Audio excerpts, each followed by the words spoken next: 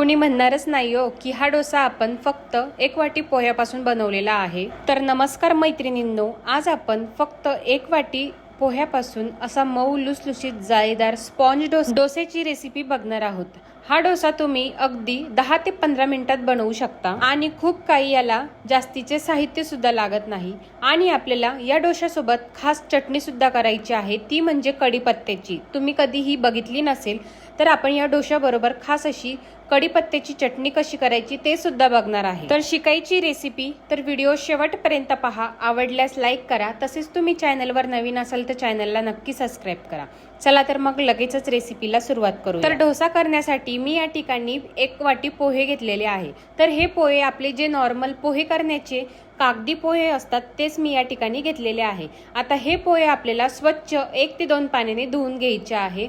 तर हे बघा, मी हे पोहे 2 पाण्याने स्वच्छ धुवून घेतलेले आहे, तुम्ही बघू शकता। आता आपल्याला एक मोठं मिक्सरचं भांडं घ्यायचं आहे, त्यामध्ये हे पोहे घालायचे। तर पोहे घालण्याच्या आधी बघा, पोहे आपले छान असे भिजलेले आहे, मऊ झालेले आहे। आता या मिक्सरच्या भांड्यामध्ये आपण घेतलेले सर्व पोहे घालून घेऊया। त्यानंतर सेम वाटीने मी या ठिकाणी 1 वाटी बारीक रवा घालत आहे। जाड रवा असेल तर तो सुद्धा तुम्ही या ठिकाणी वापरू शकता। 1 वाटी रवा घातल्यानंतर आपल्याला त्यानंतर 1 वाटीच आपल्याला या ठिकाणी ताजे दही घ्यायचे आहे। जे आपले मलईचे दही असतात ते मलईचे दही आपल्याला या ठिकाणी घ्यायचे, ते घालून आपल्याला छान हे मिक्सरला फिरवून घ्यायचे आहे। तर तुम्ही बघू शकता, मी हे 3 साहित्य छान मिक्सरला फिरवून घेतलेले आहे। त्यानंतर सेम वाटीने म्हणजे 1 वाटी आपल्याला या ठिकाणी पाणी घ्यायचे आहे। पाणी घालून हे सुद्धा आपल्याला छान असे बारीक वाटून घ्यायचे आहे। तर हे बघा, आपण पोहे, रवा आणि दही छान असे पाणी घालून बारीक वाटून घेतलेले आहे। तुम्ही बघू शकता अशा पद्धतीची कन्सिस्टन्सी हवी। आता हे मिश्रण आपण एका बाउलमध्ये काढून घेऊया। तर अशा पद्धतीचे आपले बॅटर झाले पाहिजे। आता हे पोह्याचे डोसे तुम्ही मुलांना डब्याला सुद्धा देऊ शकता, अगदी झटपट तयार होते। आणि आपण यासोबत जी कढीपत्त्याची चटणी केलेली आहे ती सुद्धा आपल्या शरीरासाठी खूप फायदेशीर आहे। त्यामुळे मी खास या डोश्यासाठी कढीपत्त्याची चटणी या रेसिपीमध्ये दाखवलेली आहे। आता आपण हे बॅटर छान फेटून घेतल्यानंतर यामध्ये आपण चवीनुसार मीठ घालायचे।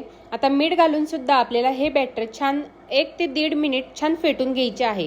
हे बॅटर आपण छान फेटल्यामुळे छान असा आपला डोसा जो आहे तो छान असा स्पॉन्जी होईल, त्यामुळे हे बॅटर छान फेटून घ्यायचे। आता आपण या बॅटरमध्ये रवा वापरला आहे। रवा छान फुलण्यासाठी आपण हे बॅटर साधारण 5 ते 10 मिनिट झाकण ठेवून भिजण्यासाठी ठेवून द्यायचे आहे।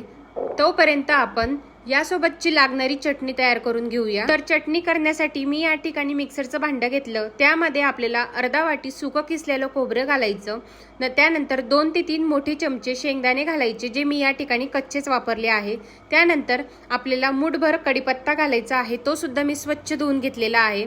नंतर 5 ते 6 लसणाच्या पाकळ्या, 5 ते 6 आपल्याला हिरव्या मिरच्या घालायच्या आहे। मिरचीचे प्रमाण तुम्ही आवडीनुसार कमी जास्त सुद्धा करू शकता।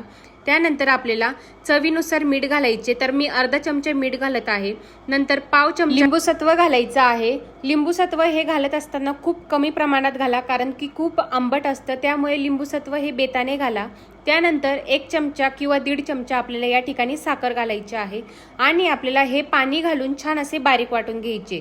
तर तुम्ही बघू शकता, मी पाणी घालून छान असे बारीक वाटून घेतलेले आहे। आता हे आपण एका बाउलमध्ये काढून घेऊया। तर मी या ठिकाणी बाउलमध्ये काढून घेतले। त्यानंतर आपल्याला या चटणीला तडका द्यायचा आहे।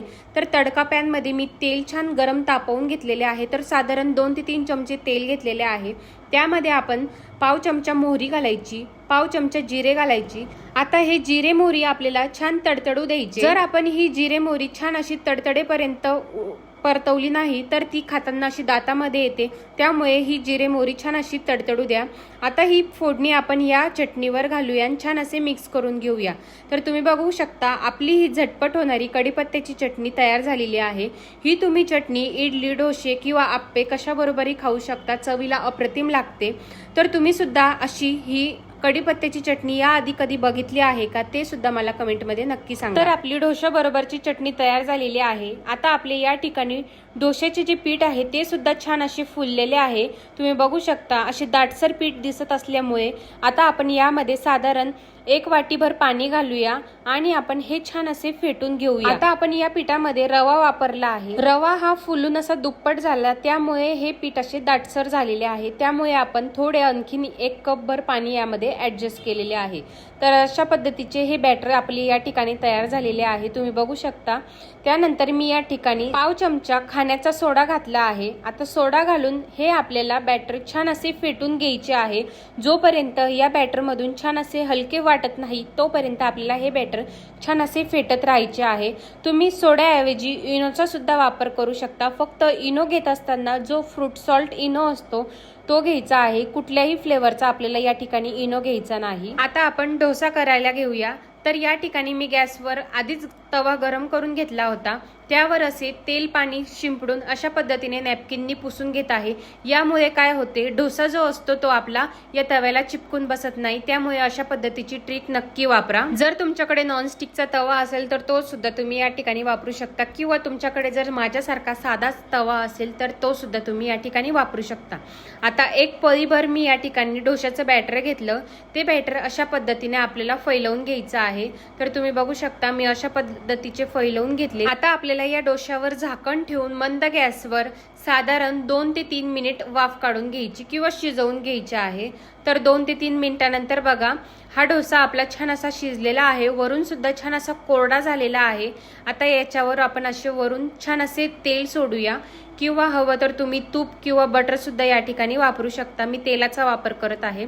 तर आपण याच्यावरनं असे तेल सोडू आणि याच्या संपूर्ण कडा मोकळ्या करून घेऊया। तर तुम्ही बघू शकता आपला हा पोह्याचा डोसा छान असा जाळीदार स्पॉन्जी सुद्धा झालेला आहे, छान अशी याला जाळी सुद्धा पडलेली आहे। आता हा आपण डोसा एका जाळीवर काढून घेऊया आणि उरलेले डोसे सुद्धा आपण अशाच पद्धतीने करून घेऊया। आता दुसऱ्यांदा सुद्धा जेव्हा आपण डोसा करत असतो त्यावेळेस सुद्धा आपल्याला सेम पद्धतीने तेल आणि पाणी शिंपडून अशा पद्धतीने नॅपकिननी पुसायचं आणि डोश्याचे बॅटर अशा पद्धतीने टाकून छान असे फैलवून घ्यायचे आहे। लक्षात घ्या, डोश्याचे बॅटर टाकत असताना आपल्याला गॅसची फ्लेम ही मंदच ठेवायची। तुम्ही हा मुलांना झटकीपट डोसा तयार करून देऊ शकता, किंवा झटपट नाश्त्यासाठी सुद्धा हा डोसा एकदम परफेक्ट आहे। चवीला सुद्धा अतिशय छान लागतो। तसेच आपण या डोश्यासोबत जी कढीपत्त्याची चटणी केली आहे ती सुद्धा खूप छान लागते आणि तेवढीच आपल्या शरीरासाठी सुद्धा खूप फायदेशीर आहे। लहान मुले कढीपत्ता खात नाही किंवा असे कढीपत्ता खाण्याचा कंटाळा करतात, तर त्यांना सुद्धा तुम्ही ही कढीपत्त्याची चटणी अशा पद्धतीने करून देऊ शकता। तर अशाच पद्धतीने आपण या ठिकाणी सर्व डोसे असे करून घेऊया। तर आपण या ठिकाणी सर्व डोसे तयार करून घेतलेले आहे। छान अशी जाळी सुद्धा पडली, स्पॉन्ज डोसा आपला या ठिकाणी तयार झालेला आहे। कुणी बोलणारच नाही की हा डोसा आपण फक्त 1 वाटी पोह्यापासून तयार केलेला आहे। चवीला तर सुद्धा अप्रतिम लागतो। त्यामुळे ही पोह्याच्या डोश्याची रेसिपी सकाळच्या घाईच्या टायमिंगला अतिशय परफेक्ट आहे। आपल्या या कढीपत्त्याच्या चटणीला सुद्धा रंग छान आलेला आहे। तुम्ही यामध्ये कोथिंबीर किंवा पुदिना सुद्धा वापरू शकता। माझ्याकडे अवेलेबल नव्हते त्यासाठी मी या ठिकाणी वापरला नाही, त्याने सुद्धा या चटणीला आणखीन छान टेस्ट येते।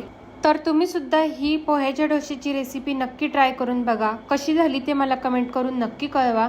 तर तुम्हाला हा व्हिडिओ नक्कीच आवडला आहे तर व्हिडिओला लाईक करा। अशाच सोप्या रेसिपीसाठी मराठी स्वयंपाकला नक्की सबस्क्राईब करा। तर पुन्हा भेटूया अशाच सुंदर रेसिपी सोबत, तोपर्यंत धन्यवाद।